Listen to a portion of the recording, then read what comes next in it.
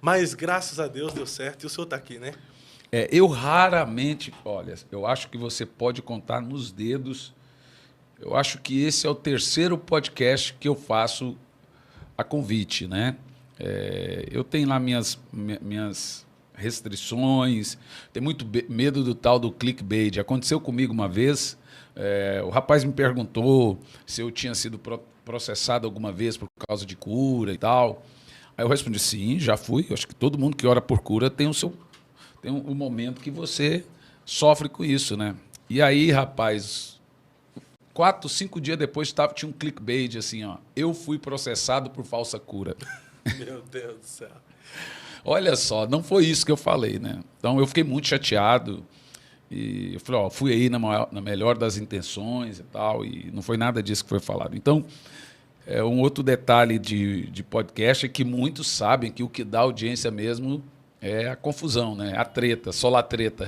Mas no podcast 3 coisas dão resultados: polêmica, briga e choro. Então eu prefiro chorar. Mas estamos aqui para conversarmos, responder, e creio que vai ser bênção esse momento aqui no podcast. Pastor, falando sobre mídia, clickbaits, essas coisas que acontecem no contexto geral da sociedade, né? Nós temos sites, no geral, como secular, de denúncias, de notícias, nós temos sites de fofoca, mas no meio cristão também nós temos esses sites de denúncia, sites de fofoca. Na sua visão, não deveria existir esses sites de fofoca no meio gospel? Veja bem, nós temos que tomar muito cuidado com os irmãos que têm o espírito de Cã. Quando o pai estava nu e bêbado, diferente dos outros irmãos, Cã riu do pai, zombou do pai. Era mais fácil rir e zombar. A igreja tem sua nudez. A igreja tem seus pecados. A igreja tem as suas falhas. E por quê? Porque ela tem gente. Igreja é constituída de pessoas. E nós temos que tomar muito cuidado de sermos como Cã. Em vez de cobrir e tratar isso, lidar com isso, a gente desnuda a igreja mais ainda, escarnece dela e zomba dela. A igreja tem um dono. Esse dono é Jesus. Eu acho que só uma pessoa poderia fazer denúncia da igreja. No livro do Apocalipse, você não vê João escrevendo carta contra as igrejas. Você vê Jesus escrevendo carta contra as igrejas. Por quê? Porque nós não temos essa santidade, nós não temos essa moral, nós não temos essa seriedade, nós não somos anjo. Nós temos nossos pecados, temos nossos defeitos, então nós não temos autorização de denunciar, autorização de mostrar nudez, a menos que Jesus o faça. Por quê? Pode até entrar na questão daquela música que muita gente queria que eu falasse e não falei. O que a menina cantou não é nada. Graças a Deus ela não sabe os verdadeiros defeitos da igreja. Graças a Deus ela não sabe os verdadeiros pecados da igreja. Né? Como, por exemplo, o comércio. Aonde que não tem comércio? Tá, vamos lá. Então você ouve uns pregadores reformados, tradicionais, que batem nos neopentecostais ou nos pentecostais, usando justamente esse argumento. A igreja neopentecostal é um comércio. Você já foi na convenção deles em Águas de Lindóia? Eu não fui, mas já vi algumas coisas. Meu amigo, aquilo é pior que Gideões Missionários. Na época, quando eu ia, vendia CD, livro, terminava aquele monte de gente comprando. Os maiores vendedores de livros do Brasil são os reformados. E eles são bons para vender. São bons, mas eles não estão errados. Não estou falando isso dizendo que eles estão errados. Você vai, por exemplo, na Convenção Batista, na Convenção da Junta, né, da Junta Missionária da Convenção Batista, você já foi, chega numa Convenção Batista da Junta Missionária e você vai ver o que é comércio de verdade. Aí nós vamos citar as Assembleias de Deus, vai aqui nos Gideões Missionários. Aquilo, meu amigo, a delícia de ir nos Gideões era fazer compra. Sim, terno, tem muito terno bom. Terno, sapato, camisa, livros e etc. Bíblias de estudos sim, diversas. 50% de desconto, sempre mais barato. Você vai, por exemplo, nas Expo. Então, assim, a Bíblia condena o acúmulo ou o absurdo do comércio, pela multidão do seu comércio, né? Ezequiel, capítulo 28, a partir do versículo 12, Isaías, capítulo 14, a partir do versículo 12. Quando a Bíblia vai condenar Lúcio, vai falar assim, pelo acúmulo, a multidão do seu comércio. Paulo era comerciante. Paulo vendia tenda para quê? Para se sustentar. E para quem? Para crente. Para crente que ele vendia, para todo mundo. Né? Então, assim, nós temos que entender aonde a pessoa perde o senso do espiritual. Aonde? Onde a pessoa começa? Quando você começa a ver pregador que cobra 30 mil reais para pregar. É um absurdo. Eu conheço. Então, eu estou falando de causa. Pregador que cobra 20 mil, cantor que está cobrando 60 mil reais para cantar. Aí você começa a perceber que a menina não cantou nada. Ela devia ter cantado mais. Na verdade, ela cantou fazendo uma crítica que seria praticamente um exercício do Estado, né? É que o que ela ouvia de Djavan, Cazuza, esse povo, eles cresceram fazendo crítica à ditadura, ao governo, à política. Então, esse é o estilo, né? Como ela mesma disse que ela se espelha no Djavan. Então, esse é o estilo de cantar fazendo... Né? Que país é esse? Né? Então, ela aprendeu. Então, ela traz isso para o meio evangélico. Eu penso o seguinte, o que eu penso? O grande defeito da igreja hoje, ela deveria ter se preocupado em escrever isso. Porque o resto não é novidade para ninguém. Ela deveria se preocupar em que nós estamos hoje vivendo um tempo em que a igreja não ora mais, não se prega mais sobre oração, não se prega mais sobre jejum, sobre santidade, temor do Senhor. Eu acho que isso deveria ser cantado, sim, para estimular os irmãos a voltar às trincheiras da vida espiritual. Eu não tenho nada contra, volto a repetir, o irmão ter os seus livros para vender. Paulo, né? Paulo fala, traz para mim meus livros. Você acha que ele ganhou aqueles livros ou comprou? Claro que comprou. Com certeza. Então, eram livros rabínicos e etc. Ele falou, por favor, me traga João Marcos, traga os meus livros. Então, ou você acha que as Bíblias da época eram de graça, os livros eram de graça? Não era. O grande problema é a multidão de comércio. O irmão que critica o comércio na igreja está com uma Bíblia de R$300. Né? Então, o irmão que critica o comércio na igreja, ele pega um livro de John MacArthur de 380, 400 páginas que custa R$110, R$80. O irmão que fala contra o falar em língua, ele lê livro de John MacArthur sobre fogo estranho, dizendo que é contra o mover pentecostal. Então, aí fala, não, mas é evento cobrado. Irmão, eu posso citar aqui, eu tenho no meu celular, eu tiro o print e guardo, não mostro. Muitos eventos tradicionais ou reformados, R$80 a inscrição. Cobrados R$150 a inscrição. Assim também. Muitos. Na realidade, todos. Então, tem um evento no interior de São Paulo que eles trazem pregadores de fora só para falar mal do movimento pentecostal. R$150 a inscrição para você ouvir um cara lá tentar provar na Bíblia que falar em língua não existe, que dom de cura não existe, que etc. Ou seja, é assim, ó, se são eles, é investimento. Se é nós, é inscrição, é ingresso. É verdade. É cobrar, né? É cobrar. Para pregar a palavra, como dizem. Exatamente. Então, eu acho que cada um anda na luz que tem, cada um vai dar conta diante de Deus do que faz, do que fez. E você tem que olhar para a trave do seu olho, você tem que olhar para a sua vida. Tem muita gente que vira escravo da sua mensagem. Porque ele está pregando uma coisa e ele não vai conseguir sustentar aquele peso todo. Eu disse isso para um pastor que passava a vida criticando e batendo. Eu falei assim, olha, pastor, aí ele me chamou para ir no podcast. Eu fui, ele falou, vamos falar de falso profeta e verdadeiro profeta. Eu falei, vamos, eu falo dos verdadeiros. Escolheu o lado. Aí eu falei, pastor, o único problema é que você tem um público que te assiste que não tem misericórdia. O dia que você precisar de misericórdia, você não terá. Porque você tem um povo que é alimentado da crítica, do escândalo, é alimentado da confusão, da bagunça.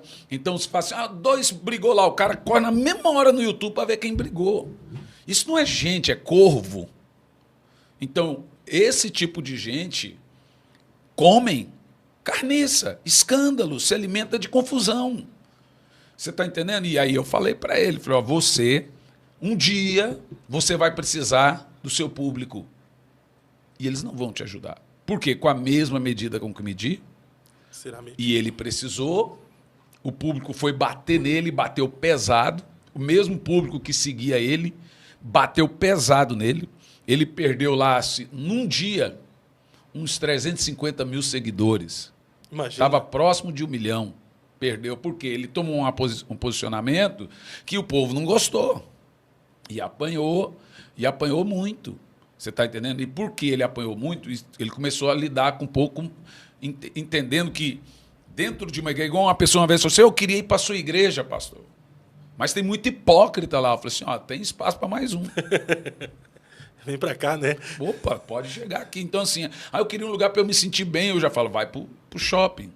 O dia que você achar uma igreja santa, perfeita, não vai para lá. Você vai estragar a igreja. Pua. Não vai para lá.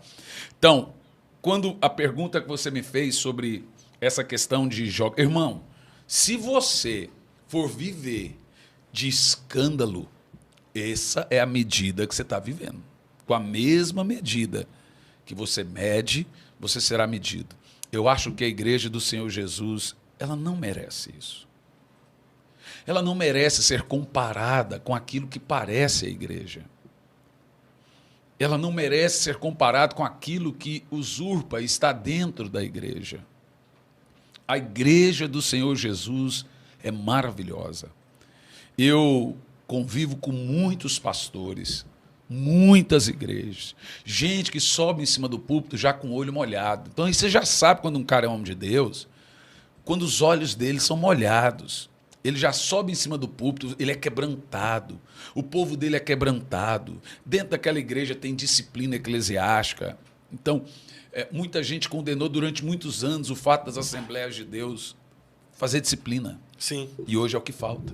Hoje falta disciplina, falta confissão. Por exemplo, a confissão está escassa em nosso meio hoje. Eu acho que, um tempo atrás, a confissão era que trazia pureza para a igreja. As pessoas tinham esse temor, pequei, preciso confessar. E a confissão não era como um desencargo de consciência para ir praticar novamente. A confissão era acompanhada de arrependimento, até porque a maior marca de um pecador arrependido é a confissão, né? O problema é a famigerada hipergraça, porque a hipergraça prega que não tem pecado. Se não tem pecado, não tem confissão. Se não tem confissão, não tem arrependimento. Então aí nós temos um buraco enorme, gigante, dentro da igreja. Hoje, um grupo muito grande de irmãos que se tornaram filhos de 12 anos.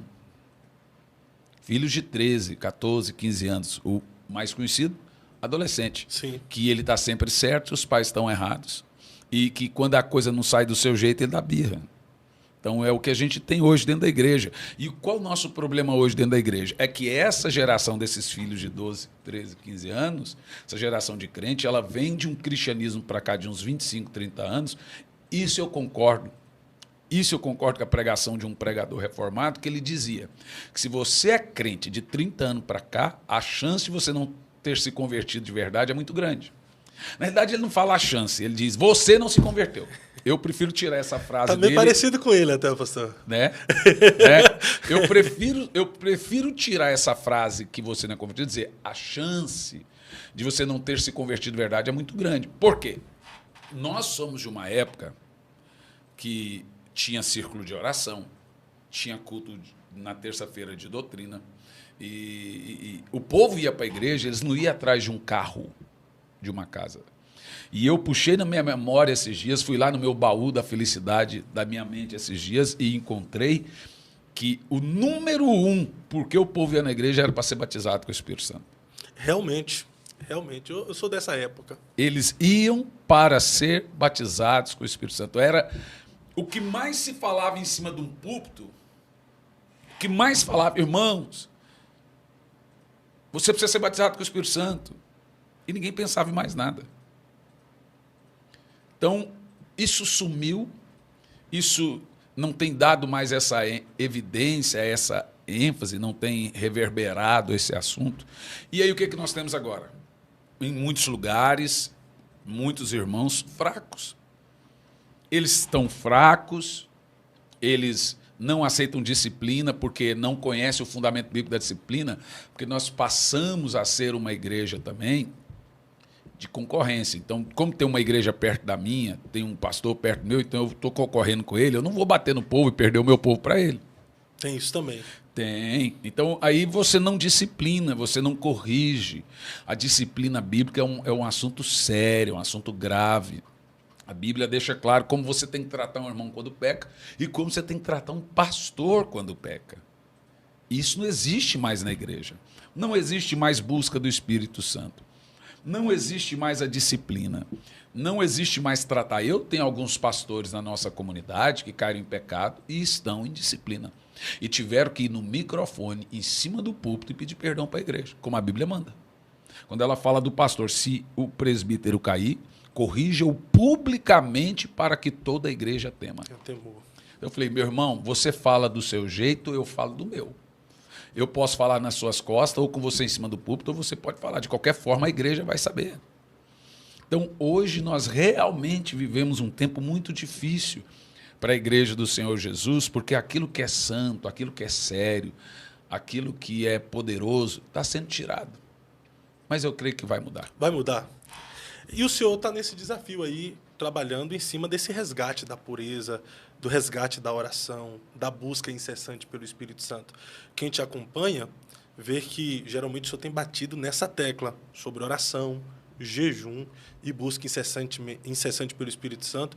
Vi até um livro do senhor também, O Derretimento dos Servos, dos Filhos. Aqui, derretimento dos servos. Derretimento dos servos. Esse derretimento chamou muita atenção o título desse livro aqui. Esse livro aí é o treinamento do avivamento. Ele vai falar da humilhação da carne. Vai falar da humilhação da carne. Vai derreter. Você sabe que esse termo é um termo político, né? Derretimento? Por exemplo, o Luiz Inácio Lula da Silva está perdendo popularidade. O que a mídia e todo mundo fala que está acontecendo com ele? Está acontecendo um derretimento. É quando esse é um termo político, quando um político está sendo humilhado. Quando você está sendo humilhado. E o termo humilhação na Bíblia, toda vez que você lê o termo na Bíblia, humilhai-vos perante o Senhor, a palavra humilhação ali está falando acerca do jejum. É humilhar-se em jejum. Deus nunca vai humilhar você. Ele espera que você faça isso. Que você se humilhe perante o Senhor. Então, o que mais atrapalha o mover de Deus é o ego. O ego arrebenta com todo o homem de Deus. E a única maneira de Deus usar esse homem de Deus grandemente é quebrantá-lo grandemente. Homens quebrantados serão grandes homens de Deus. E falta quebrantamento nessa geração, pastor? Ela não é treinada para isso, né? Porque o que quebranta é a humilhação. Então faz parte do quebrantamento a humildade, faz parte do quebrantamento o ceder, faz parte do quebrantamento o jejum, faz parte do quebrantamento a oração. Eu e o pastor Luciano Subirá somos fariseu da vez, porque ele está pregando de jejum e eu prego há 4 anos sobre vida de oração, também sobre jejum, e a gente apanha um monte, porque não precisa ser assim, não tem essa necessidade, está fazendo uma doutrina da oração. Não, não tem doutrina da oração, não, tem teologia da oração. É muito mais do que o que a gente prega. e a igreja do Senhor. É isso que eu estou te falando. Se eu quiser montar um site para falar mal da igreja, vai precisar ter um monte. Eu nunca fui ex-nada na minha vida. Eu nunca desviei. Então, eu conheço igreja, defeito de igreja.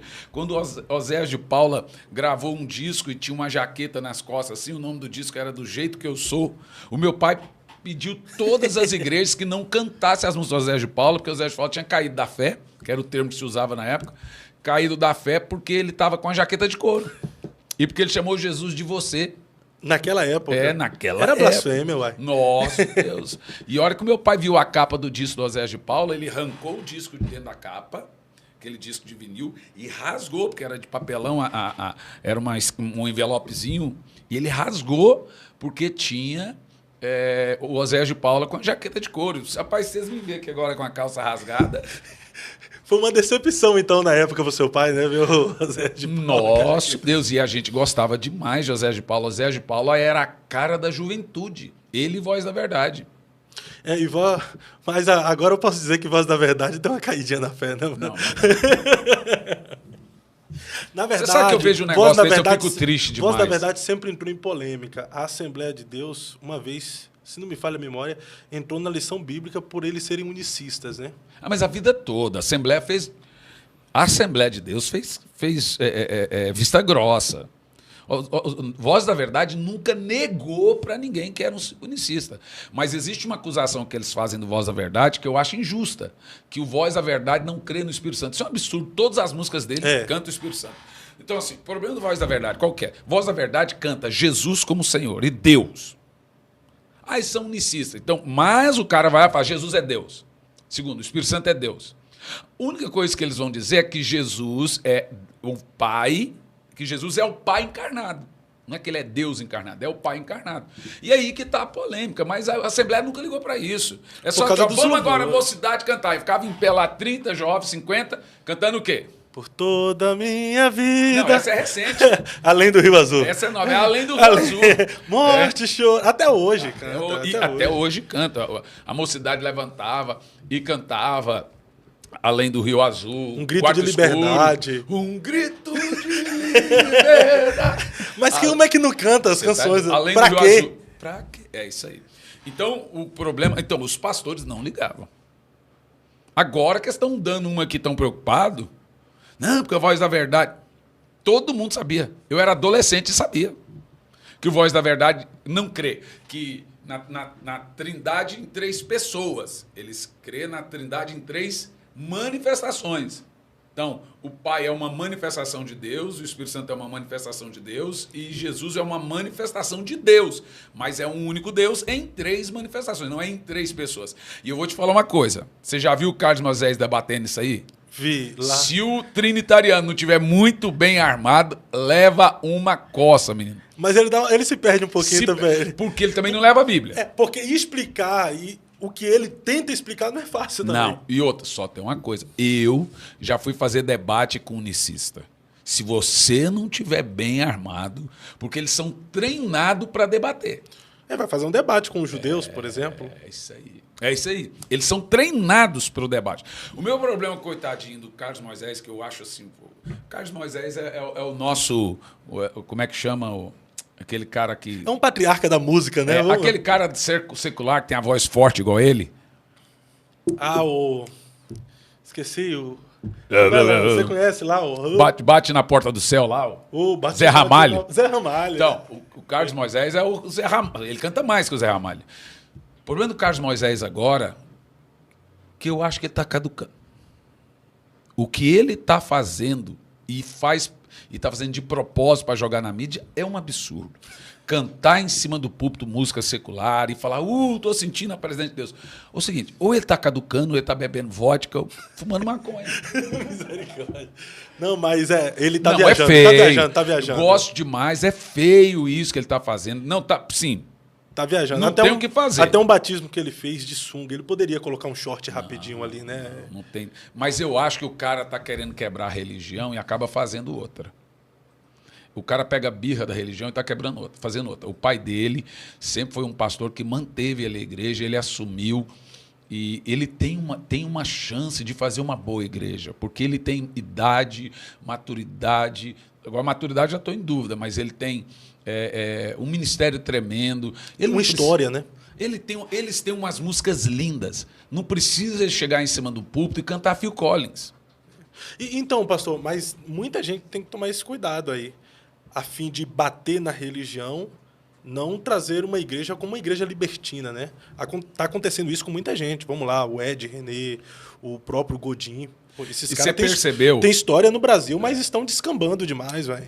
O Ed René eu sempre soube. Eu falava, o povo brigava comigo. Falava, Ed René é um falso profeta, gente. Ed René é um falso profeta. O que é isso? Não fala isso. Mas que era pastor batista, de fala mansa.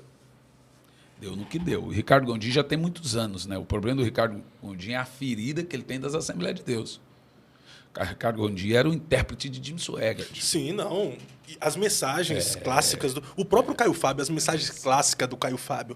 Quem nunca foi tocado por uma mensagem do Caio? Mas, meu querido, se você... A vida funciona o seguinte. Se você não consegue mudar de vida, basta mudar de teologia. Quem não muda o jeito de ser, muda o jeito de crer. Então, tem gente que não consegue mudar de vida, muda de teologia e de referência. E é o seu nível espiritual que determina seu referencial. Uau. Então, você vai ouvir aquilo porque a sua alma está assim agora. Então, você está ouvindo uma música secular, é a sua alma que está assim agora. O seu nível espiritual está levando a ter esse referencial de música, esse referencial de pregador. Então, às vezes, eu falo, pai, como é que esse camarada tem coragem de estar ouvindo isso, gente? Como que pode? É o nível espiritual dele. Infelizmente, é o que acontece. Então, faz parte. E sabe de uma coisa, Fábio?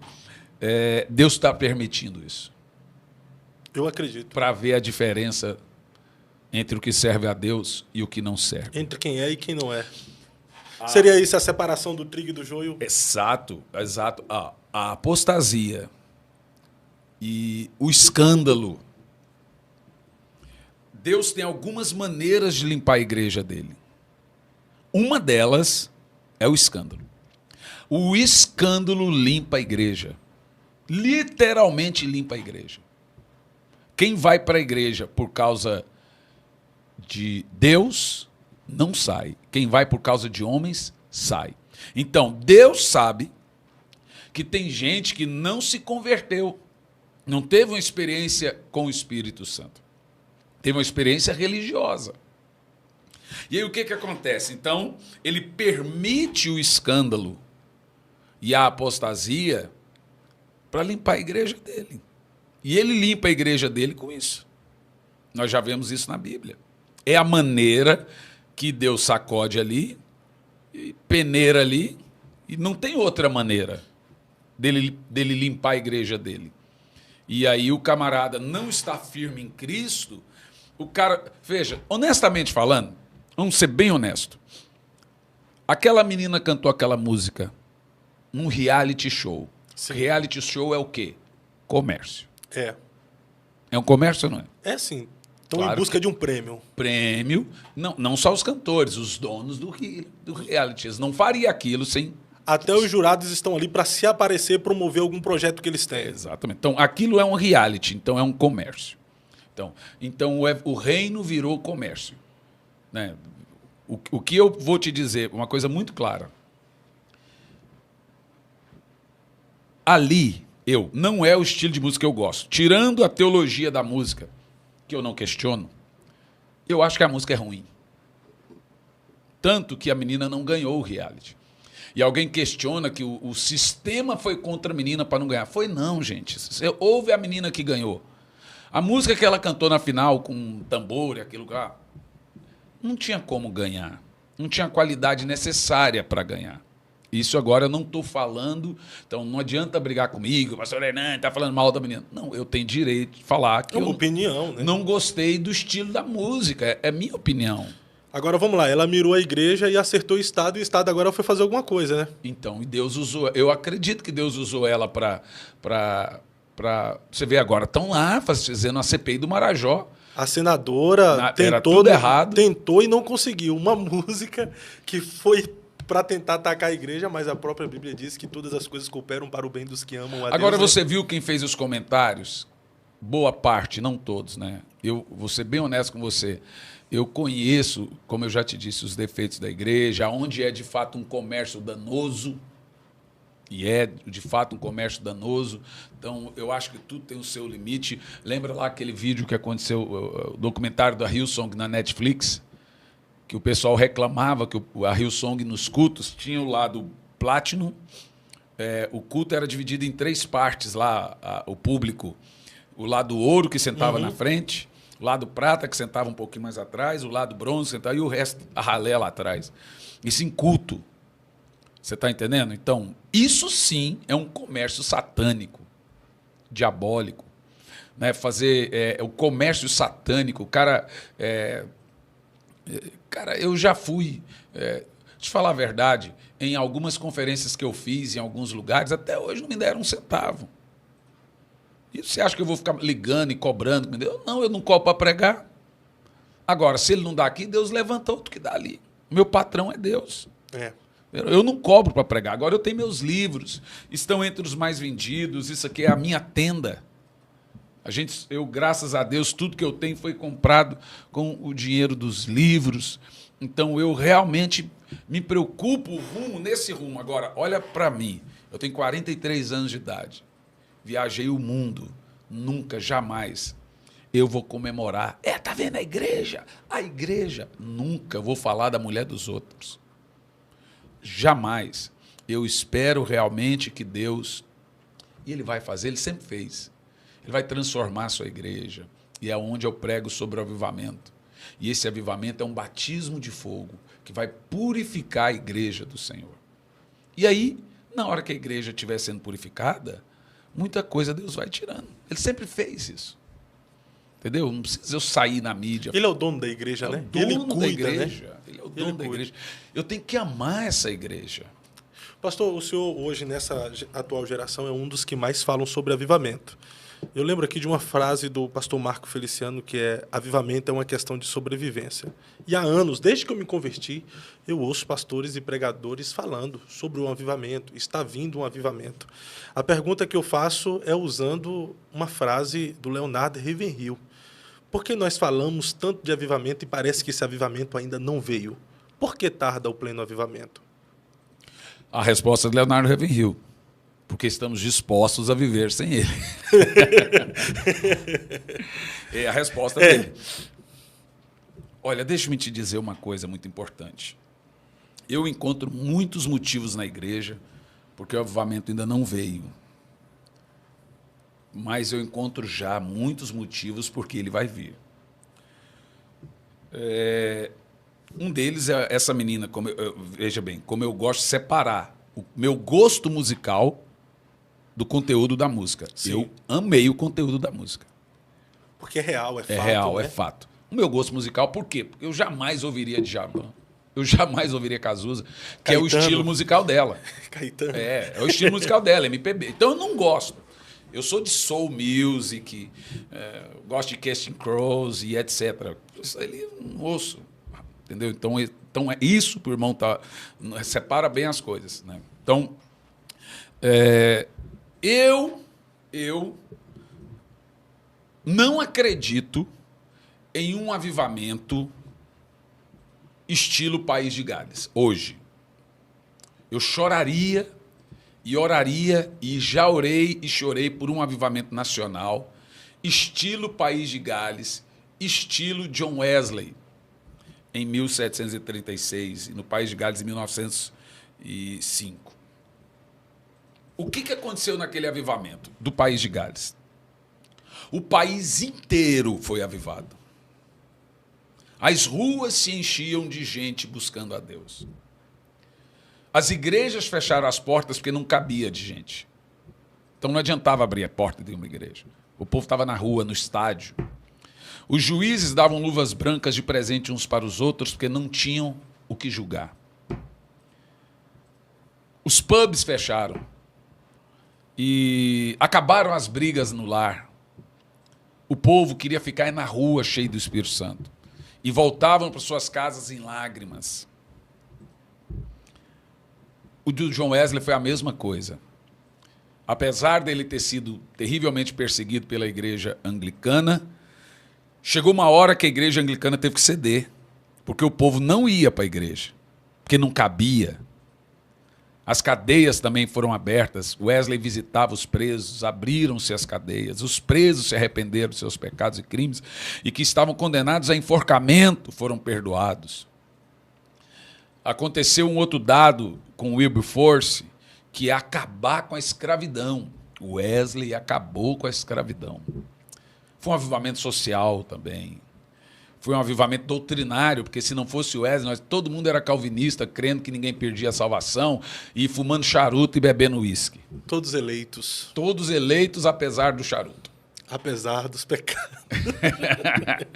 Isso eu falo com gosto, irmão. Eles não gostam que eu falo, mas não tem problema. Falo mesmo. Para quem foi calvinista por 16 anos... Então, eu já cheguei em lugar para pregar, e tá ali um irmão que ia pregar fumando um charuto, porque Spurgeon fumava. Hoje o senhor foi liberto do calvinismo. Fui. Você sabe quando eu deixei o calvinismo? Quando eu li João Calvino. Porque ele mesmo... Aí eu falei, não acredito que isso aí está aqui. Mas então, respondendo o que você estava perguntando, o avivamento de Wesley, junto também, vamos colocar um calvinista junto, vamos ser fiéis à fonte, né? Não podemos ser intelectualmente desonesto. Então, você tem George Whitefield. Tem, né? Que era um calvinista fervoroso. O Wesley por um lado, o Whitefield por outro, apesar que depois eles brigam, depois eles fazem a paz, depois brigam, depois faz as pazes, depois brigam. É o Armínio e o Calvino. Exatamente. É desde os primórdios, né? É isso aí. Desde um é de Paulo, outro é de Apolo, e assim se vai. Exato. Então, eu não acredito, Fábio, num avivamento hoje. E eu queria muito que Deus me desapontasse. Por que eu não acredito no avivamento? Então o senhor não acredita em um avivamento semelhante a esses que já houve na história? Não. Eu acredito em avivamento dos remanescentes. Por quê? Porque nós temos a profecia apocalíptica da apostasia. Porque eu não acredito, e eu queria muito estar errado. Se eu estiver errado lá na frente e alguém falar, eu vou ficar muito feliz de ter sido contrariado. Eu não acredito, por exemplo, qual é a chance que nós temos da Europa hoje, que tem 88% hoje são agnósticos, declarados. Então, na Europa, hoje, você tem igrejas com faixas na porta escritas assim, Dead Churches, igreja morta. Eles vão na igreja, bebem um uísque, fumam o seu charuto, que é uma cultura que tem de velório, de fumar um charuto e beber um uísque.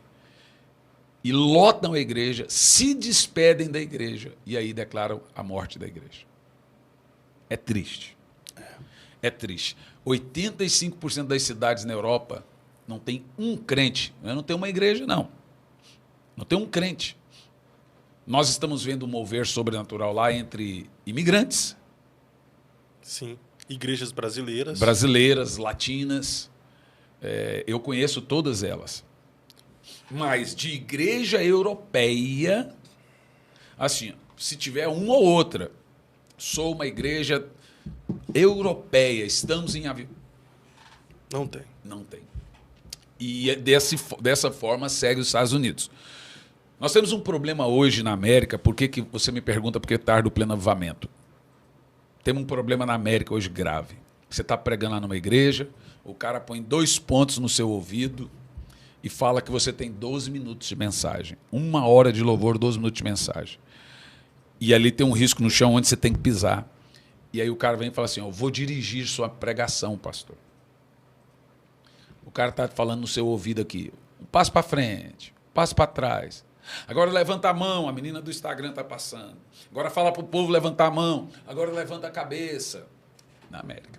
E algumas igrejas brasileiras já estão começando a adotar essa coisa absurda de profissionalizar o ato da pregação. A pregação foi deixando de ser uma voz de Deus durante o culto. Então, Joyce Meyer estava pregando um culto, colocaram um ponto nela, metade do negócio, arrancou o ponto, jogou no chão e falou, na minha cabeça é só o Espírito Santo que fala. Causa uma revolta, né? Nosso Deus! Então, por que tarde o pleno avivamento? Então, falando da igreja global, hoje nos Estados Unidos, aí que é onde que eu creio. O que está acontecendo? Nós já temos avivamentos pontuais na América, já hoje. Pontuais. Seria focos de avivamento? Por exemplo, é o dos remanescentes. Houve agora, recente, aquela na faculdade lá, né? Você sabe que o avivamento de Esber, esse é o terceiro avivamento? É o terceiro? Terceiro avivamento. Esber era um discípulo de Wesley que veio para a América. E é o terceiro avivamento, se você for para a história. Toda vez acontece um avivamento em Esber. É um negócio que Deus quis ali.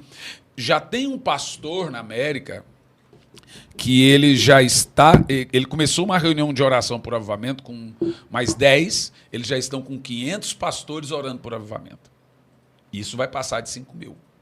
Ininterrupto. Já tem uma igreja na América com cultos ininterruptos de avivamento. Então o povo vai trabalhar e volta para o culto. Vai trabalhar, volta para o culto. Vai trabalhar, volta para o direto. Então, esses avivamentos os avivamentos que eu acredito, eu posso estar muito errado, é o avivamento que Deus deseja fazer hoje. Então, o que eu creio de um avivamento global hoje? Meu irmão, presta atenção. Você viu essa nova lei agora que foi aprovada na CCJ? Sobre o som nas igrejas? Sim. Então, 80 decibéis para regiões comerciais, industriais, 75 regiões comerciais e 60 decibéis para regiões de moradia. E depois das 10, é só 10 decibéis, até 6 da manhã. Quer dizer, acabou vigília com som. Não tem mais. O povo vai ter que fazer, sabe o que na igreja? Vai ter que valorizar a pregação e vai ter que voltar a orar. Porque não vai poder, se continuar essa lei aí, não vai poder ter mais banda e música na igreja. E aí?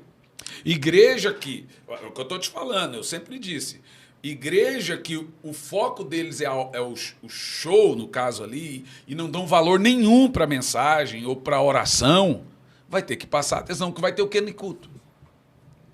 De alguma forma, Deus está arrastando a igreja para o que importa. Para o princípio, né? Para o princípio, para o que importa.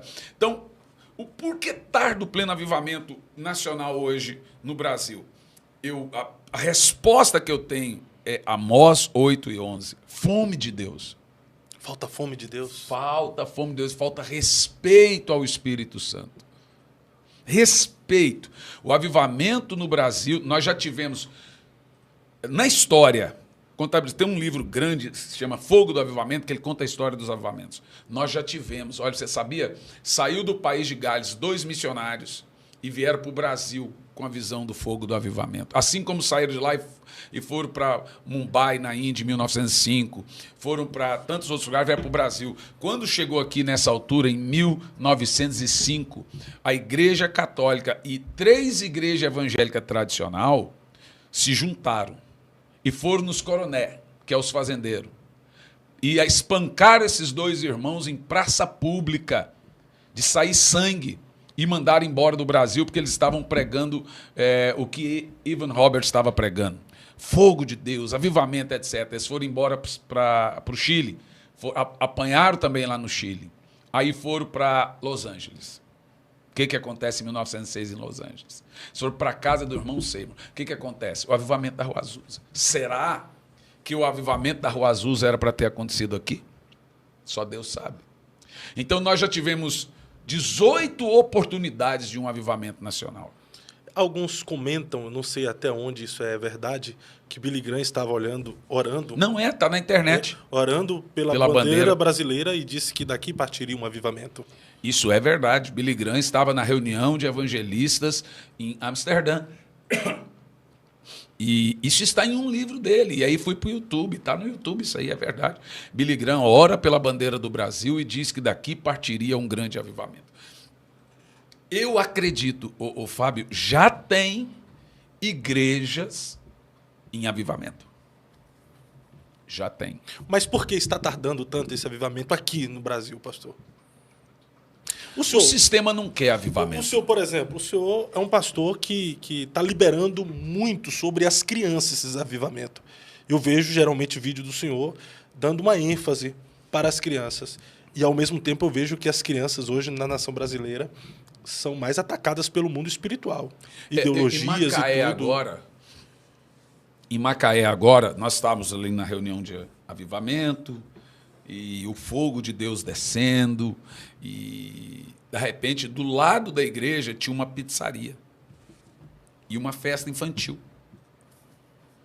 O que aconteceu dentro da igreja foi lá e as crianças com música e etc., brincando no playground lá, na pizzaria. O Espírito Santo foi lá de alguma forma e pegou uma criança. A criança começou a chorar e ser batizada com o Espírito Santo.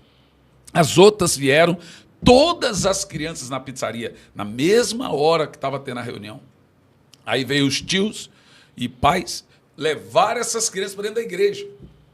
Porque eles perceberam que o que estava acontecendo com as crianças vinha de Deus. As crianças estavam numa pizzaria. O Espírito Santo batizou elas na pizzaria. Estava até rodando música lá, que outra, e levaram para dentro da igreja. Uma das coisas que eu estou vendo acontecendo, e isso me deixa muito feliz, talvez na época, quando eu comecei, há 3 anos e meio, 4 anos atrás, fiquei chateado porque eu ia, pregava avivamento e não via o feedback. Não tinha resultado imediato. Então eu pensava, não tem nada acontecendo, mas está acontecendo agora. Eu tenho pastores que, por exemplo, uma pastora, ela postou na igreja dela, cadê o Exército da Madrugada? Quando eu fui ver, o Exército da Madrugada era mais de 1.500 pessoas. A minha mensagem de 4 anos para cá é a oração da madrugada. É a oração da madrugada. Pastor, amigos preciosos, pastor Lau, líder do G12 no Brasil. Ele tem um exército da madrugada agora. Ele está todo dia das 4h30 da manhã em diante orando. E me manda uma mensagem. E tantas outras, e muitas, eu estou falando para vocês, são muitas, dezenas e dezenas de igrejas, centenas de igrejas, pastores, orando na madrugada. Meu irmão, você sabe quem é que orava na madrugada no meu tempo? Era minha avó. Sim. Era círculo de oração. As irmãzinhas do coque, né? Elas oravam 3 da tarde até às 5, e esse era o costume. O marido ia para o trabalho, os filhos para a escola, e as irmãs iam para a igreja orar. E orava das 3 às 5 da tarde. Depois voltava e acordava 3 da manhã para orar. Eu nunca vi na minha vida orar tanto quanto as irmãs. Elas oravam 2, elas oravam 3 vezes no dia. Acordava de manhã, antes todo mundo acordava, ela acordava, fazia o café, ela orava. Minha avó orava. Estou falando pela minha avó, porque era o costume de todas as irmãs de círculo de oração. E aí depois elas oravam à tarde. E depois oravam antes de dormir. E se você for perceber uma beata católica, ela acorda de manhã, pega como é que chama? Terço. O terço e reza o terço. Depois reza o terço à tarde. Depois reza o terço, ela veste o pijama e vai lá na frente do altarzinho e reza o terço. Meu avô foi padre. Ele era um português que veio para o Brasil e abandonou a batina para casar com a minha avó. Chamava Manuel Gomes. Ele me contou. Você sabe quanto tempo demora, em média, para rezar o terço? 1 hora. De alguma forma, Deus tem um negócio com 60 minutos na Bíblia. Vocês não conseguem orar comigo 1 hora? 1 hora para rezar o terço. Rezar o terço, rezar o terço. Então, assim, o que eu comecei a pregar, e eu realmente esperava que Deus impactasse, e aí está o avivamento que eu creio. Uma igreja ali cheia do fogo, tem um aceleramento poderoso e ganha alma e cura e milagre. Outra igreja aqui, outra igreja aqui, outra igreja acolá, outra igreja acolá. Os remanescentes. Por incrível que pareça, esses que tem uma multidão orando na madrugada, buscando o Senhor, buscai enquanto se pode achar, são igrejas pretas. Muitas igrejas que fica de bico com igreja, com comunidades e etc., falando, detonando, eu chego lá, pede para eu não orar em língua em cima do púlpito. Perderam o fervor. Pede para mim ir de terno. Mas chega lá, o senhor tem 35 minutos para pregar. E não ora em língua, porque tudo tem que ser com ordem e decência. Você está entendendo? Aonde eu vou, que eu vejo que eu tenho uma liberdade e tenho uma fome de Deus. Tem muitas igrejas muito sérias. Recentemente eu fui numa igreja Assembleia de Deus em Goiânia. Pastor Edmar, eu até falo o nome dele, um pastor muito sério, temente. Uma igreja Assembleia de Deus fervorosa, daquela raiz das antigas. tem muitas delas, né? O pastor Lucas Galdino também, acho que você já ouviu falar, Sim, em Goiânia, fervoroso. E também as igrejas de preto, não importa a cor da igreja. Eu vejo, Fábio, eu já estou vendo sinais, ainda é uma pequena nuvem, sinais de uma grande chuva. Mas o senhor acredita que vai haver uma unidade nessa questão, ou só esses focos de avivamento, uma comunidade, uma igreja? Não haverá unanimidade assim? Eu quero estar errado, mas eu não acredito nessa unanimidade, nessa unidade, não. Não. Eu acredito num avivamento ao modelo americano. Charles Finney viveu um poderoso avivamento, mas em contrapartida tinha gamas enormes da sociedade, da igreja, que batia nele, não queria. Mas o de Finney foi um avivamento que ele alcançou 5 milhões de pessoas. Jonathan Edwards na Nova Jonathan Edwards também não conseguiu ter unanimidade. Não, é verdade. Mas foi um poderoso avivamento. O Brenner ganhou ganhou 50 mil índios e morreu. O próprio McShane morreu com 29 anos. Então, Madame Guyon foi presa e morreu presa, né? John Bunyan. Então, você tem muitos modelos de avivamento, né? Você tem um avivamento que atinge a sociedade, que atinge, de fato, que é o de Edwards. De Edwards não, de Evan Roberts e de Wesley, que atinge a sociedade. O problema é que a igreja brasileira tem um lado da igreja brasileira hoje que ela imagina um avivamento social. Sim. Que vai atingir a política, atingir as esferas da sociedade. Eu não acredito nisso. Tem até um pregador que disse que um avivamento verdadeiro muda a sociedade, o índice da criminalidade diminui, o índice da promiscuidade diminui, ou seja, não há aborto, segundo algumas opiniões. E aí ele até bate dizendo, mas o avivamento brasileiro promove o pecado. Então, aí que está. Ele tá falando de um tipo de avivamento. O livro que ele leu foi esse tipo de avivamento. Ele provavelmente falou do avivamento do país de Gales, o avivamento de Wesley, que teve uma mudança social muito grande.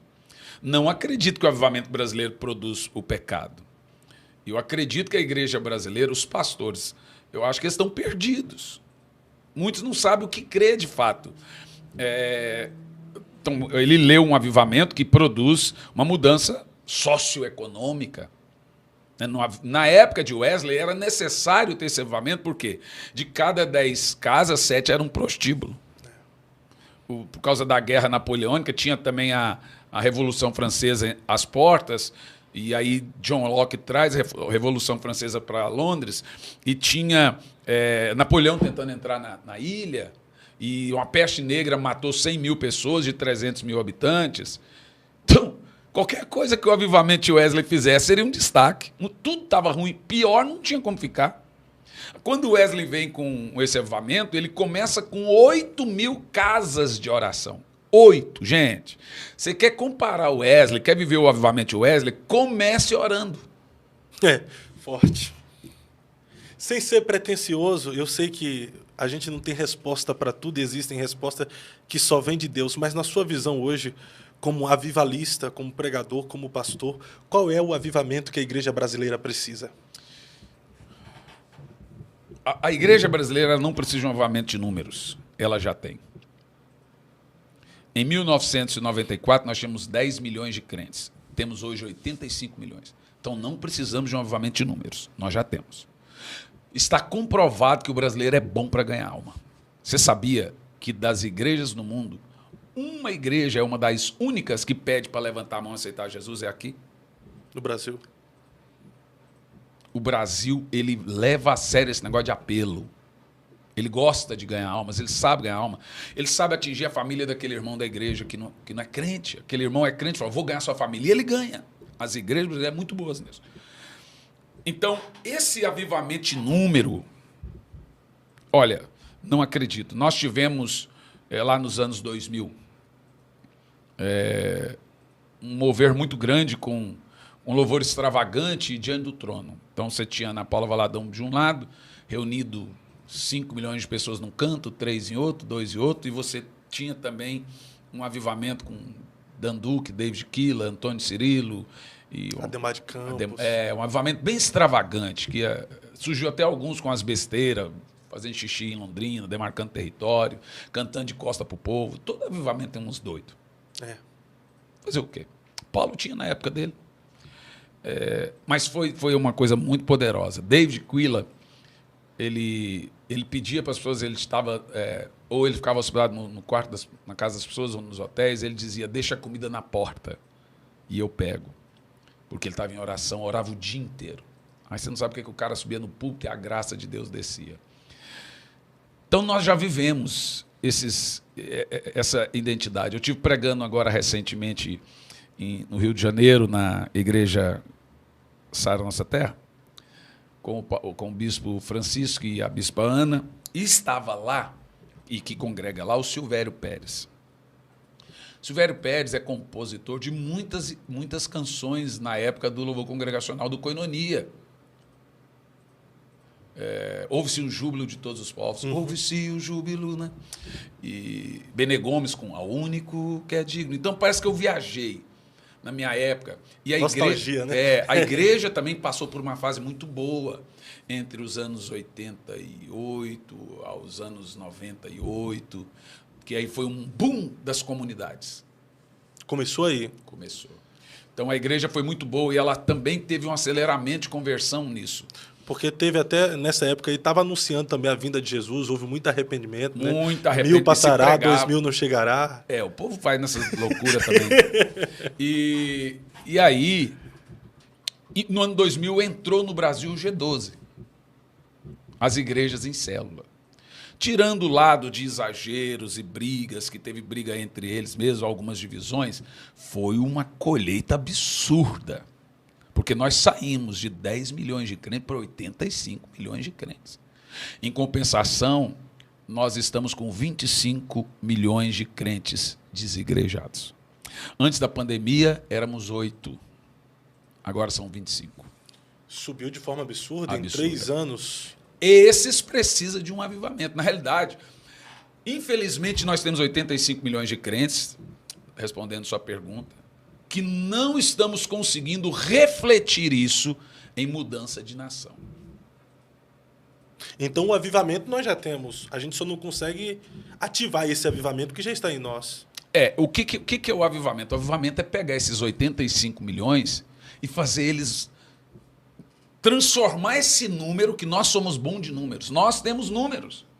Transformar esse número em mudança de vida. O que falta na igreja brasileira? Eu vou dizer para você o que falta aqui, é ridículo. A igreja brasileira não consegue reverter sua conversão em santidade. Uau.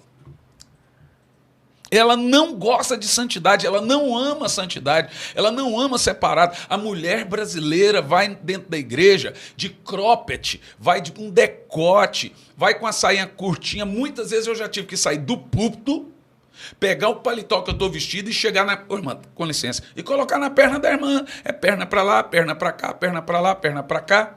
Então, veja, a pessoa fala assim, está incomodando o pastor? Incomoda todo mundo. Incomoda todo mundo. E o que eu vou dizer para você, a igreja brasileira, ela não ama a mensagem de santidade, ela não ama a mensagem de oração, ela não ama jejuar. Você faz um jejum na igreja, começa a aparecer um monte de atestado médico em cima da sua mesa. Aí eu falo, irmão, não precisa trazer atestado médico, só não jejuar. Não precisa me justificar porque você não quer jejuar. Você tem que fazer essa justificativa, é para Deus. Então, a igreja brasileira não ama a santidade, a igreja brasileira ama um show. Ela já vai para o show com isso aqui ligado para fazer filmagem. Ela não vai para adorar, ela quer postar no Instagram dela, no store dela, que ela está ali. E o pior de tudo é que não é só apenas no show agora, é nos cultos mesmo. Né? Porque, é por isso, exato, porque agora algumas igrejas brasileiras adotaram o estilo americano de culto, que é 12 horas de mensagem, porque o povo não aguenta mais ficar ouvindo tanta coisa. Coitado de Paulo aqui, meu filho. Ou se ia cair um monte eutico, ele não seria mais pastor aqui no Brasil. Eu viajo tudo que é lugar, da América Latina, acho que eu preguei em todos os países, são 13 países. É impressionante como os latinos reverenciam o Espírito Santo. É uma coisa chocante. Você fica constrangido. Como eles amam o Espírito Santo. E para amar o Espírito Santo, você precisa urgentemente melhorar o seu relacionamento com o Espírito Santo. E a igreja brasileira... eu faço perguntas nos cultos. Quem aqui não é batizado com o Espírito Santo? 60%, 70%. E aí acontece um efeito dentro da igreja, que é o irmão... Isso acontece na minha igreja. Pastor, eu não vou na quarta, porque o senhor está pregando batismo com o Espírito Santo e eu não consigo ser batizado, então fico triste. O coração da pessoa que não recebe o Espírito Santo, em vez dela ser humilde, clamar até receber, ela fica chateada. Fica chateada porque você está insistindo com o batismo com o Espírito Santo. Fica amargurada. Uma ficou brava porque levou uma irmã na igreja, uma mulher na igreja que não era crente, amiga. A amiga aceitou Jesus, recebeu o Espírito Santo no mesmo dia. Ela, em vez de ficar feliz, ficou triste. Eu estou aqui 20 anos. É por isso que não recebeu, ué. Falta de humildade. Então, eu consigo identificar detalhadamente por que a igreja brasileira ainda não vive um avivamento. São vários fatores. Não existe em nenhum lugar do mundo, não existe, gente, não existe que tenha tanto pecado, divórcio. O divórcio é a coisa mais comum na igreja hoje. Se tornou normal, né? Se tornou normal. Jovens namorados vão para a igreja com camisinha na carteira, na bolsa. A fornicação... Não, total. Realidade. Total. Não, fornicação. Quantos estão no público falando assim, jovem, para de se prostituir? Se pregava isso. Quantos estão no púlpito pregando arrependimento? Pornografia também. Nossa, pornografia. Esses dias eu estava pregando para um congresso de homens, tinha 5 mil homens. Falei, quem é que é viciado em pornografia, vem à frente. A maioria, até criança foi à frente. Então, é nítido que o avivamento não é um evento, um movimento. Avivamento é um misto de arrependimento, quebrantamento e manifestação do Espírito Santo. Aí vem os dons, vem o choro, oração em língua, porque todo avivamento é um avivamento de batismo com o Espírito Santo. Mas para isso o caminho é a santidade. A santidade. A santidade, você falou tudo, eu sinceramente... Irmão, vamos ser bem honestos. Vamos ser bem honestos. Um crente está com a vida de oração no altar, que está amando Deus, amando o Espírito Santo. Você acha que ele vai ter tempo de ir para a internet bater na igreja? Não vai ter de jeito nenhum. Nem vai querer. Não vai, a mente dele está pura, né? A oração, ela traz em nós temor, o sentimento de não querer pecar, nos faz pensar, analisar antes de tomar qualquer atitude, né? Eu fico muito triste. Quem está me ouvindo talvez está dizendo, não, o pastor Hernani é um light. Irmão, eu me entristeço igual você. Eu choro. Eu vejo essas coisas, eu fico triste. Escândalo para cá, escândalo. Esses dias... Dá vontade de postar também, não dá? Tem coisa que dá. Tem coisa que dá, mas o Espírito Santo corrige a gente. Ainda mais para uma pessoa colérica igual eu, é só o Espírito Santo que não deixa postar. Esses dias eu vendo uma coisa, vendo um escândalo aqui, acolá, e etc, etc. Chegou uma hora o Espírito Santo falou assim, por que você está assistindo isso? Por que você está se alimentando disso? Você acha que eu fico assistindo isso? Eu ouvi o Espírito Santo me dizendo. Você acha? O que você está sentindo depois de ter assistido tanta coisa? Ele falou. E eu respondi. Indignação. Ele falou, você consegue amar a igreja muito, sobrenatural, amar muito depois de assistir tudo isso? Eu falei, Senhor, quer que eu seja sincero? Não. Ele falou assim, então isso não é bênção. Meu Deus, forte. Se você fica assistindo, fofoca daqui, fofoca daquela, discussão daqui, quem caiu, quem está ensinando horóscopo na internet, quem está não sei o quê, quem está não sei o quê, não sei o quê, não sei o quê, e ainda fala assim, eu amo a igreja, pode continuar assistindo. Eu duvido que você consegue amar muito a igreja do Senhor assistindo 2 dia inteiro de escândalo e fofoca. Na verdade, é difícil você amar alguém em ver só os defeitos. É difícil você amar alguém só de você ficar vendo os defeitos. Dele, da pessoa. Nossa, que cara ridículo, que pessoa ridícula, olha o que ela fez. Imagina, você só ficar vendo os erros, os defeitos de alguém, você vai pegar uma antipatia, vai desenvolver uma antipatia contra a pessoa. Mas o senhor falando aí sobre o Espírito Santo, da forma como o Espírito Santo falou para o senhor, me levou a pensar em algo aqui. Houve uma época que a igreja brasileira já foi mais íntima do Espírito Santo e respeitou mais a pessoa do Espírito Santo. Eu me lembro disso. Eu me converti em um tempo que era viral. Parece que a gente se convertia, a gente ganhava uma Bíblia e, ao mesmo tempo, era orientado a comprar um livro do Benihim, Bom Dia, Espírito Santo.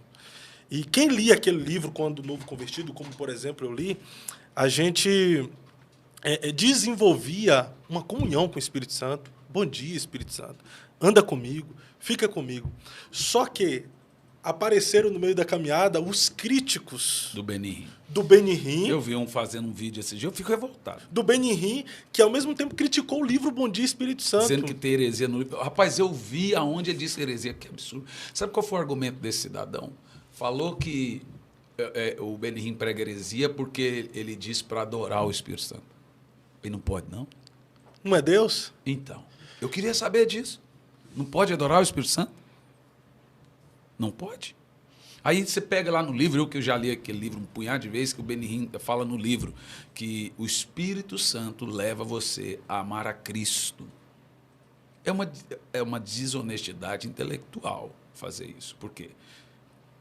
O Benihim é o que mais apanha hoje, como Finney. Finney, coitado Finney, eles odeiam Finney, porque o avivamento Finney era um avivamento de batismo com o Espírito Santo. Porque, querendo ou não, o avivamento Atos 2 foi um avivamento de batismo com o Espírito Santo. De Samaria, Atos 8, foi um avivamento de batismo com o Espírito Santo. Em Atos 14, na casa de Cornélio, foi um avivamento de batismo com o Espírito Santo. E em Éfeso, Atos 19, foi um avivamento de batismo com o Espírito Santo. Todo avivamento. O Espírito Santo é derramado sem medida. E aí, meu irmão, vai ter quebrantamento, vai ter choro, oração em língua. Os crentes estão ouvindo esses camaradas falar e estão com vergonha de orar em língua. Verdade. Na verdade, muitos estão também concordando já com o cessacionismo, né? Por isso que tem uma campanha, inclusive agora, descalvinizando as Assembleias de Deus.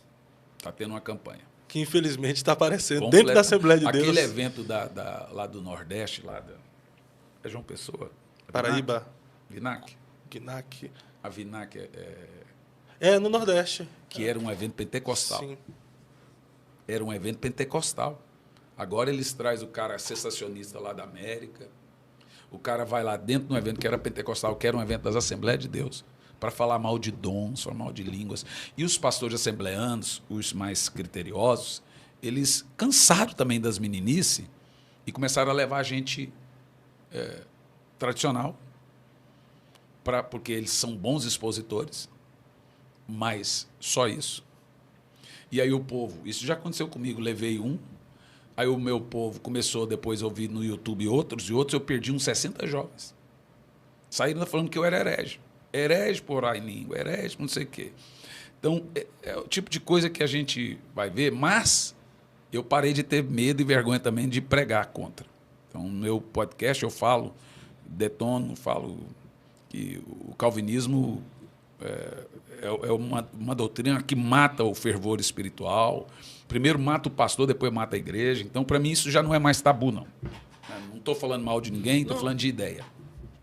Mas já tem uma campanha que é descalvinizando as Assembleias de Deus.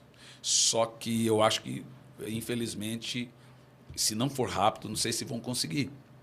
Porque você já tem professores de escola bíblica das Assembleias de Deus falando que não perde a salvação. Infelizmente. Falando que não pode deixar orar em língua, a não ser que haja intérprete. Temos mesmo. Tem ou não tem? Temos. Professores de escola bíblica. Eles usam a palavra equilíbrio, mas, na verdade, para usar uma roupagem de que eles não concordam. Quem bateu nas Assembleias de Deus na sua formação foram eles. Vocês não podem esquecer que Daniel Berg do Navio foi mandado embora da Igreja Batista. Batista tradicional, Sim. Calvinista. Foi mandado embora. Eles começaram lá e não aceitaram. Então, eu acredito que a Assembleia de Deus, com seus quase 40 milhões de membros, ela deveria encabeçar a fileira do pentecostal, do Pentecoste, E do nós avivamento. temos mestres bons. Lenay Cabral. Eliana Cabral. Nós temos o pastor César Moisés, que está aqui em Curitiba, que é um mestre na área do pentecostalismo. Já esteve aqui comigo algumas vezes. Eu conheço um pastor das Assembleias de Deus lá do Espírito Santo, chama Jairo Carvalho. O cara é um monstro. É um monstro. Depois você pode pesquisar ele na internet. Um monstro ensinando, pregando. Mas nós temos bons teólogos arminianos, chamam a gente pelagianista, o próprio Luciano Subirá. Né? Sim. É um presente. O problema é que os reformados estão na mídia, né? E eles acabam ganhando o público jovem, essa moçada que fica na internet, vendo vídeos de 3 minutos. E aí, às vezes, eles não têm um fundamento para argumentar aquilo que eles ouviram e acaba se deixando levar e acreditando que realmente não existe mais os dons do Espírito. Eu fico triste, mas em compensação, por exemplo, eu vejo o reverendo Hernandes Lopes pregando sobre avivamento. Eu vejo o Arival Casimiro, querido. Ele pregou uma mensagem esses dias falando: irmãos, nós todos somos pentecostais. Eu vi ele mas bateram nele. Ele apanhou de vara de mamona, meu amigo. Porque... Até o Paulo Júnior esse dia eu vi falando sobre avivamento também, em outra pegada. Né? Mas o avivamento o avivamento do Arival Casimiro e do Hernandes Lopes é diferente deles. O avivamento deles inclui o revestimento de poder. Mas não a questão das línguas. Não, o reverendo Hernandes Lopes, ele fala. Ele acredita? Ele fala. Ele fala em línguas? Fala em língua. E o Arival também. Ali, ó, o Gerê também. Rapaz, tem gente dentro da presbiteriana... Só o Augustus que não. Nicodemos. O pastor Augusto Nicodemos beira blasfêmia. Deus o livre. Como é que o Carlos Moisés chamou ele? Deixa pra lá, né? Chinhoca. Deixa baixo isso aí. Chamou quem de velho do quê? Um velho chamando outro de velho. Deixa os dois que é velhos que se entendam. Deixa baixo. O pastor Arival Casimiro, que é o pastor da Igreja Presbiteriana de Pinheiros, ele é muito querido. Ele tem muito temor. E ele crê, olha só, ele e o reverendo Hernandes Lopes, eles creem no revestimento de poder. Sim, foi até um assembleano pregar lá agora, né? Tu viu? O pastor que é da Assembleia de Deus, esqueci o nome dele. Não, isso aí foi um milagre. Isso, eles apanharam até igual não sei o quê, porque ele levou um batista, que é um menininho que está pregando lá, um rapaz novo, e levou um assembleiano. Eu esqueci o nome do pastor, eu conheço ele. Eu esqueci agora, é uma igreja boa da Assembleia de Deus. Mas sabe por que ele foi levado? Ele não foi levado porque ele fala a mesma língua que eles. Ele foi levado porque ele tem outra linha de pensamento. A ideia do pastor Arival era essa. Então, não é porque ele parece. A gente não precisa parecer para ter unidade. Você sabe que essa briga ridícula agora, que tem agora, ela é moderna, porque antigamente não se discutia dessa forma. Na época de Wesley, que ele e o Whitefield brigavam pelos periódicos sobre calvinismo e arminianismo, mas isso não vai levar a lugar nenhum. Só atrapalha o mover do Espírito Santo. Só atrapalha. Eu acho sim. Eu acho que os servos de Deus deveriam pregar para os irmãos calvinistas e o calvinismo deveria ficar restrito às escolas bíblicas. Assim como o arminianismo é restrito às escolas bíblicas da Assembleia de Deus. Eu não acho que púlpito é lugar para teologia. Não é. Você vai tirar a certeza que a pessoa tem por a dúvida que ela não tem. Em 50 minutos você não faz uma teologia. Não faz. Púlpito é lugar de pregar as boas novas, deixa a sala de aula, os ensinamentos cansativos. As dúvidas, que gera dúvida, né? Deixa isso para a escola bíblica, para a área de ensino. Para a sala acadêmica. Gente, né? O púlpito está precisando de fogo, está precisando de avivamento. Honestamente falando, as nossas igrejas estão precisando daqueles cultos de 3 horas. E aquele barulho alto. Aquele mar de... E aquela atmosfera do poder do Espírito Santo, ter as crianças cheias do Espírito Santo, ter os idosos cheios do Espírito Santo, isso aqui, não sei o quê. Você já teve num culto que teve 1h30 de oração em língua? Já. Meu Deus, é poderoso. Esses dias eu estava no culto que 1 hora de oração em língua. O povo não parava e não tinha nenhum instrumento ali ajudando. O povo começou, porque eu faço assim, gente, levanta a mão e ora em língua por 5 minutos. Foi 1 hora. E chega a arrepiar, até falando arrepia aqui, Rapaz, pastor. eu parei, peguei o microfone e comecei a chorar. Falei, meu Deus, o Pentecoste foi assim. Lá em Atos 2 foi desse jeito. Uma hora, acho que foi até mais em Atos 2. E se olha para as irmãs, todo mundo, ninguém nem lembrava que tinha um pregador convidado ali. Nem lembrava que tinha um cantor famoso ali também. Ninguém abriu o olho ou se preocupou em pegar um celular para filmar o pastor e o pregador lá em cima. Eles estavam cheios do Espírito Santo e a mão levantada e a cabeça levantada.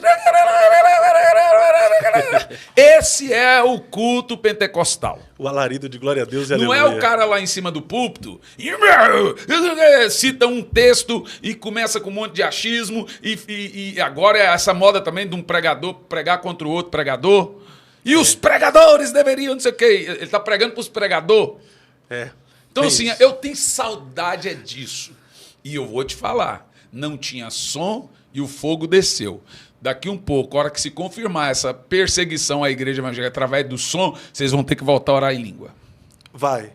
Voltar a orar em línguas, voltar a encher os templos, sem precisar de som e todo mundo de joelho, aquela oração que contagia, né? É poderoso, né? Quando eu era novo convertido mesmo, estava na igreja, os irmãos vinham nesse alarido assim de oração. E a gente Você era sabe que quando o avivamento veio na Rua Azusa, o corpo de bombeiro foi 18 vezes para apagar o fogo da igreja. Mas não tinha fogo para apagar, mas os vizinhos viam a igreja pegando fogo.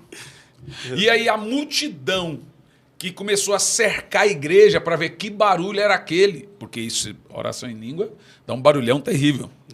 Que barulho. Aí eu lembrei do livro de Atos. E a multidão vinha para ver o que estava acontecendo. Meu irmão, te falar um negócio. Eu acredito nesse derramar do Espírito Santo, nesse revestimento de poder. Sabe o que está acontecendo agora na nossa conferência? A pessoa aceita Jesus. E eu entendo a ordem bíblica. Atos 19, versículo 1. Paulo chega em Éfeso e encontra ali alguns discípulos. Verso 2. E pergunta para os discípulos, vocês receberam o Espírito Santo quando creram? Os discípulos responderam, nem sabemos que existe Espírito Santo.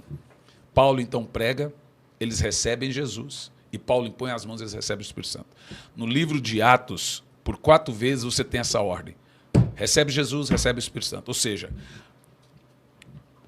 eu aprendi uma coisa sobre receber o Espírito Santo em dias de avivamento. O grande segredo para receber o Espírito Santo é o primeiro amor. Se você perdeu o primeiro amor, por isso que normalmente as pessoas aceitam Jesus, nós pastores, viu, pastores queridos, devemos ministrar o Espírito Santo à pessoa na hora, no ato que ela recebe Jesus. Imediato. Se ela vai receber ou não, ela pode receber em casa, mas imediato. Recebe Jesus, agora recebe o Espírito Santo. Pega a ordem do livro de Atos, você vai ver que essa é a ordem. Crê em Jesus, recebe o Espírito Santo. Porque é Jesus que dá o Espírito Santo. E eu tenho pregado isso, as pessoas têm recebido o Espírito Santo na mesma hora. Quanto mais tempo demorar uma pessoa de receber o Espírito Santo, será mais difícil. Porque ela vai perdendo o primeiro amor. Ela precisa receber o Espírito Santo nos primeiros dias de sua conversão. E aí, nesse livro que eu li sobre avivamento, o camarada lá fala o seguinte, que toda conversão que acontece em dias de avivamento são conversões 100% seguras. O que ele está querendo dizer é o seguinte, quem se converte em dias de avivamento não desvia. Porque ela tem uma experiência com o Espírito Santo. Para o senhor, quem é o Espírito Santo? O Espírito Santo é Deus, o Espírito Santo é uma pessoa. Ele é a revelação de Deus para a igreja. Assim como Jesus é a revelação de Deus para o mundo, Colossenses 1:15, Colossenses 2:9, João 1:18, 1 João 2:23. Como Jesus é a revelação de Deus ao mundo, o Espírito Santo é a revelação de Deus para a igreja. O Espírito Santo é Deus. E o Espírito Santo é uma pessoa. 2 coisas você precisa fazer para ter um profundo relacionamento com o Espírito Santo. Primeiro, tratá-lo como sendo Deus. Não é crer que ele é Deus. É tratá-lo como sendo Deus. Segunda, tratá-lo de forma pessoal. Porque saber que ele é uma pessoa, você sabe, mas você tem que tratá-lo de forma pessoal e íntima. Então, à medida que você vai mudando o seu relacionamento com o Espírito Santo, você vai mudando por dentro. É possível ter uma amizade profunda com o Espírito Santo? Poderosa. Poderosa. É possível e é pertinente. A minha mensagem central é sobre o Espírito Santo. Entender, conhecer, trabalhar, viver, se comunicar, conversar com o Espírito Santo é completamente necessário. Ele foi dado a isso. Temos que parar de entender, irmãos, por exemplo, vai lá o tradicional, ele não gosta do Espírito Santo. Agora vão me xingar e tudo. Irmão, quem não quer manifestações do Espírito Santo? Quem não quer oração em línguas? Quem não quer visões, visitações, revelações?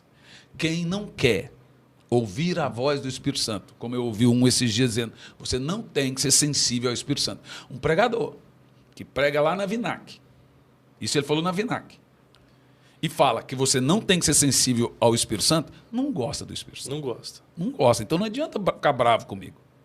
Não adianta.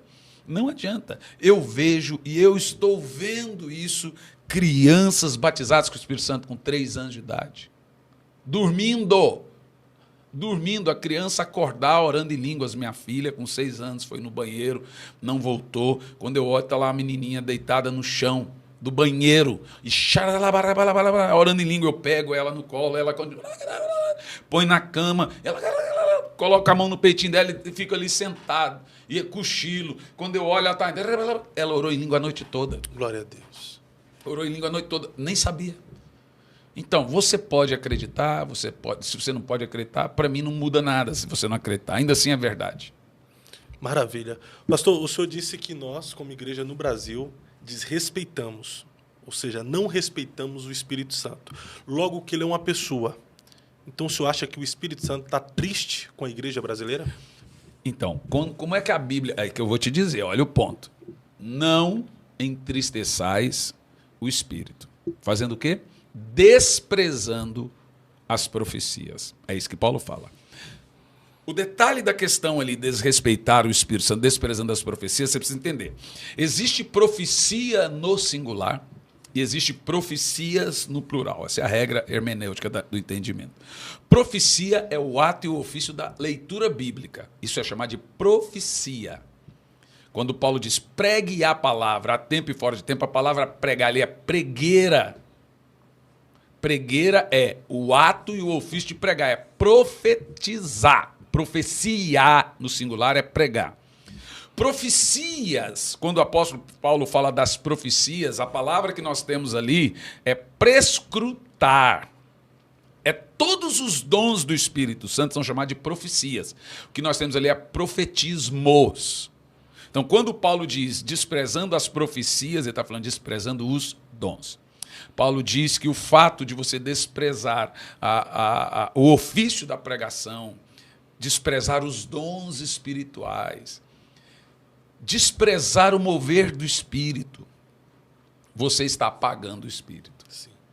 E isso é um desrespeito ao Espírito Santo. Eu amo essa nação. Eu amo o que Deus está fazendo. Eu não fico atento, como eu te falei aqui, aos escândalos. Eu já fui corrigido por isso. Então, às vezes, eu fico totalmente fora do que está acontecendo. Né? Então, eu fico atento a uma ou outra coisa, mas não fico atento, porque fere o Espírito Santo. Ele fala que isso é comer lavagem, comer lixo. Mas eu percebo, tem lugar que a gente vai ministrar avivamento, que é tão bom, é tão bom, é tão bom, que fica ruim. Porque não era aquilo que queriam. Tem igreja que fala, pastores, deixa as crianças no culto, de 7 anos para cima, aqui na frente, sentadinha. Não, nós vamos fazer bagunça, pastor. Não faz, não. Não faz, não. Mas você vai pregar para a criança? Eu falei, não, vou pregar. Mas como é que elas vão entender o que você vai pregar? Porque o Espírito Santo interpreta. Eu fico maravilhado quando eu vejo aquele mundaréu. 500 crianças sentadas, caladinha. Mas tem coisa que... O meu filho foi pregar numa igreja recente, o pastor, ele levou o livro Transferência de Unção. O pastor falou assim, não põe para vender. Aí eu fico perguntando, por que levou? Sabe o que a gente prega? Então, de fato, eu tenho visto muito desrespeito ao Espírito Santo. Então, por esse desrespeito, o Espírito Santo está triste com a igreja brasileira? Não digo com a igreja brasileira no termo genérico, total. Digo com parte dela. Talvez seja por isso que tarda o pleno avivamento? É. O livrinho do Leonardo Ravenhill, ele é muito claro, né? Ele é muito claro um dos motivos. E um dos motivos que está lá, que ele coloca no livro, é o desrespeito ao Espírito Santo. Como é que você desrespeita o Espírito Santo? Você vai lá no fruto do Espírito, entristece o Espírito Santo. Cara, gritaria, fornicação, idolatria, pecados, né? E diversos pecados. Então, se isso tudo entristece o Espírito Santo, entristece sim. Eu creio, Fábio, eu creio que no avivamento que vai mudar a igreja é trazer santidade. Um avivamento de santidade, né? Na nossa santidade, quebrantamento e muita manifestação do Espírito Santo. E a manifestação do Espírito Santo é só uma consequência de uma vida de arrependimento. Uau. Pastor Hernani, eu queria ficar aqui com o senhor muitas e muitas horas. Hoje está bem corrido aqui.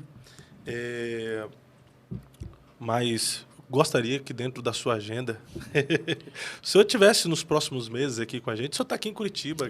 Traz meu filho, Jean. Vamos, já está convidado. Já está convidado. Fala com vamos ele. Tá. O senhor está aqui de novo com a gente, vai ser muito bom. Mas antes de encerrar, na vida, qual pergunta o senhor gostaria de responder, mas nunca te fizeram? Meu Deus. Qual pergunta eu gostaria de responder? Faça o que você sente fazer. Faz um pinga-fogo aí. Não há uma pergunta... É que não me vem na cabeça. Não vem, né? Que o senhor gostaria de responder, mas nunca te fizeram? Não me recordo. Não te recorda? Não, mas pode fazer. Faz o que você quiser aí. Mas pode fazer. Faz um pinga-fogo de O que é a vida? A vida? Você tem vários sentidos essa resposta, né? Vida eterna ou vida terrena? Vida terrena? Para o senhor, o que é a vida no sentido geral? Cara, eu sou muito focado. A minha vida se resume a cuidar da minha família e cuidar das coisas de Deus. Para mim, a vida é trabalhar para o Senhor e cuidar da minha família. Trabalhar para o Senhor e cuidar da sua família. Para mim, isso é a minha... Eu não tenho outra vida. Eu ganho muita coisa. Eu quase não compro nada. Eu ganho carro, ganho de tudo que você imagina, cara. As pessoas pegam e me dão. Então, para mim, isso não é a vida. Sou feliz em ter o que eu tenho. Mas a vida, para mim, é cuidar das coisas do Senhor e da minha família. Com tudo que possuis, adquira a unção. Unção tem níveis? Tem.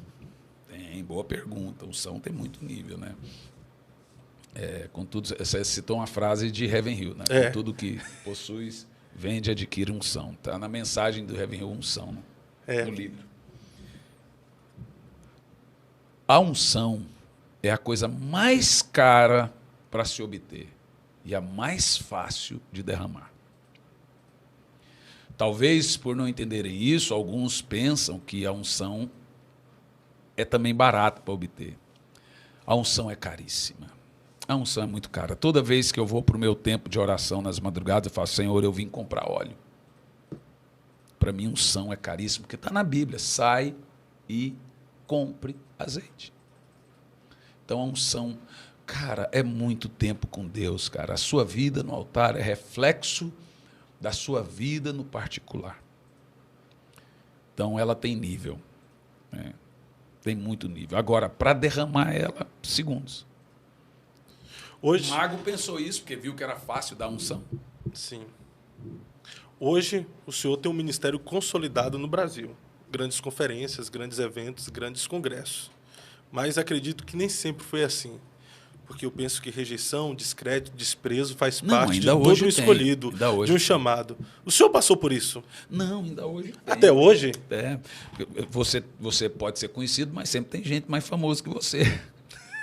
Sempre tem gente que arrasta mais gente que você. Eu estava para ir numa igreja grande aí, e eles pegaram e desmarcaram, porque tinha um outro, né, que muito mais conhecido e tal. Então, ainda hoje, eu não ligo para isso. Cara, eu já cheguei na época quando eu era, porque eu prego desde os 16 anos, né? Com 17 anos eu preguei na convenção de jovens da Donep. E o líder era o Felipe Valadão, o líder dos jovens, lá da Donep. Então eu já cheguei em rodoviário, o pastor olhou assim para mim e disse: fulano de tal me paga, que foi o que me indicou. Olhou para mim e falou assim: ó, você vai pregar hoje. Se não for bom, você vai embora amanhã. Em Minas, eu fui pregar numa igreja, o pastor chegou com R$800 e pôs na mesa. Falou: ó, aqui tem R$800. Se não for bom hoje, esse é seu. Se for bom, eu te dou 3 mil no final. Desse jeito, desse jeito. Misericórdia. Não, e eles assistem, pode ser que eles assistam isso aqui, eles sabem o que eu estou falando, são todos meus amigos. Hoje, muito rejeitado de chegar a pregar. A gente, quando é novo, a gente faz muita besteira e fala muita besteira. A sorte que na época não tinha internet, senão tá lascado. Hoje, você faz, meu amigo, eterniza. É. Infelizmente para eles, né? Porque na minha época não eternizava nada, mas hoje eterniza. Então, sobre rejeição, eu aprendi a lidar com rejeição desde muito cedo, né? Fui rejeitado por pais, né? E minha mãe foi embora e voltou nunca mais, então. Pastor, a gente encerra agora, o Léo tá me mandando mensagem aqui. O senhor, eu vou tomar um café daqui a pouco, o senhor, tá? Mas o senhor falou aí que já prega desde os 16 anos. Então o senhor pegou um pouquinho da geração de pregadores do passado. O que os pregadores do passado tinham que essa geração atual de pregadores não tem? E o que é que essa geração de pregadores atual tem que a geração de pregadores do passado deveria ter? Eu costumo usar o termo muitos, né? Na minha época tinha muito pastor tranqueira também, não valia nada e tal. Tinha já? Já. Só não era exposto, não tinha a mídia que hoje tem, né? Ixi, mas assim, eles apareciam na igreja e ali onde eles faziam uma devassa. Aí pregavam no outro bairro, que não tinha como saber, em outra cidade, mas já tinha. Mas o que os pregadores do passado tinham, meu amigo, era a Bíblia na cabeça. Os caras citavam a Bíblia do início ao fim. Eles decoravam a Bíblia. Não era comum usar esboço, né? Então os caras pregavam sem esboço, só de cabeça.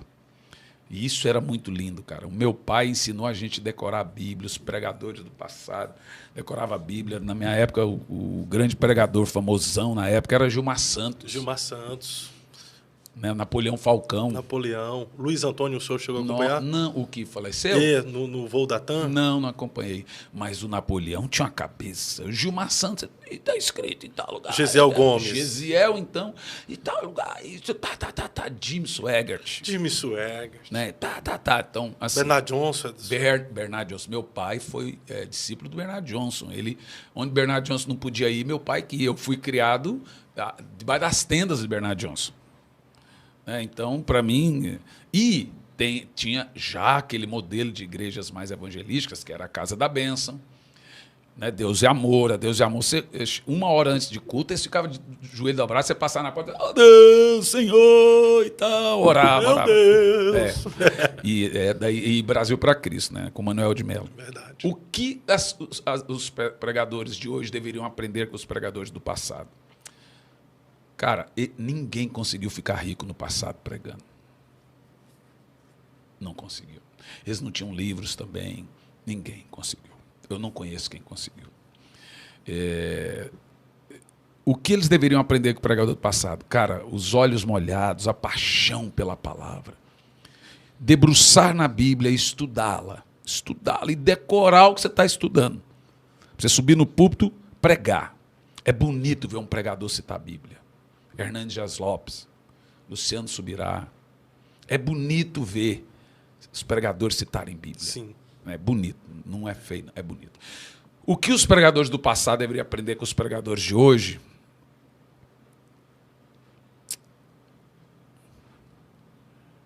Nada. Difícil, cara. O que eles poderiam aprender com os pregadores de hoje? O qual me incluo, né? Vou te falar, eu passo longe dos pregadores do passado. Não dá para comparar. Na verdade, só nós temos que aprender com Só eles. nós que temos que aprender com eles. Eu vou falar por mim. Se o irmão acha que está apelando, vou falar por mim. Eu não chego nem perto de um Gilmar Santos, de um pastor Gesiel. Nada, esquece. Não chego nem perto. Se eu perguntei esses dias, pastor Silas Malafaia. Ele falou desse jeito. Ele falou, não, para com isso. Não chego nem perto, nem compara. Eu estou sendo honesto. Acho que não compara, não. A cada tempo também. E eles eram muito de oração. Eram muito de oração, os homens de Deus. Orava muito. Era cultura de oração. Orava. Não tinha entretenimento, né? O entretenimento atrapalhou muito, né? Alguns até hoje vêm aqui, vez ou outra, e eles falam, o Cavalho Júnior teve aqui. Ele falou, Fábio, na minha época não tinha entretenimento. Para andar a primeira vez de avião, levou tempo. A gente cortava o trecho de ônibus, de carro. Eu viajava 30 a 40 horas dentro de um ônibus no início. Ixi, eu e minha esposa pegamos isso. Pastorzão, obrigado por Deus vir abençoe. aqui compartilhar um pouco do muito que Deus tem depositado na sua vida. Espero que o senhor venha outras vezes. E esses livros aqui, vamos... Vai ter algumas coisas que eu vou apanhar aí, né? Eu acho que vou, né? Não, vai não, pastor. Acho que não, né? Normal, o senhor já está com as costas largas aí.